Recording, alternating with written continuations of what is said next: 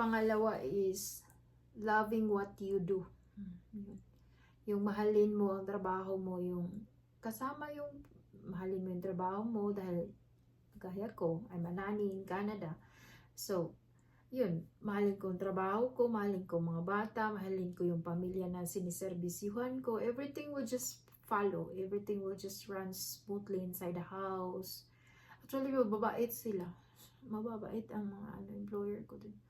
Mababait sila dito. So, kung mababait ang mga amo ko sa Qatar, mababait ang mga amo ko sa Hong Kong, mababait din dito sa Canada. So, it's not just about na dahil nagsisimula kasi yan sa'yo. If you love what you're doing, you give your best, and then hindi ka barat magtrabaho ba, hindi ka, alam mo yun, yung you give your all, you give your best, you're willing to learn, you're willing to do the task, na willing mong matutunan ng mga bagay na halimbawa yung pagluluto.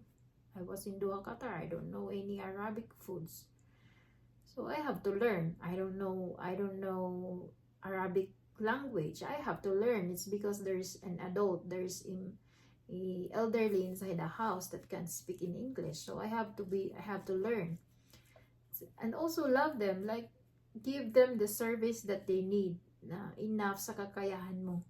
And then the service na hinihingi nila from your part.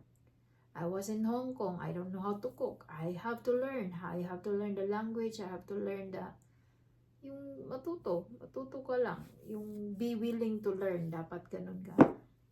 And love what you do. Be willing to learn.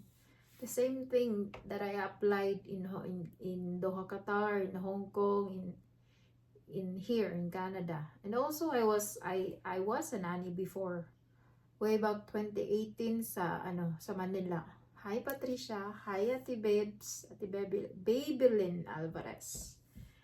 So they're nice people actually. Yun. And then what I have applied before, ganun lang din ang ginagawa ko. I just give my best, love what I do. Yung willing matuto, be adaptable, be adaptable kasi 'di ba? Halimbawa, yung sa Hong Kong, hindi merong grandparents, they don't know how to speak in English. So I have to learn in Chinese. So I can speak a little bit of Chinese, like the normal conversation of pang-araw-araw na Chinese. We can speak together with the grandmas or grandpas. But if not, paano kami mag-uusap?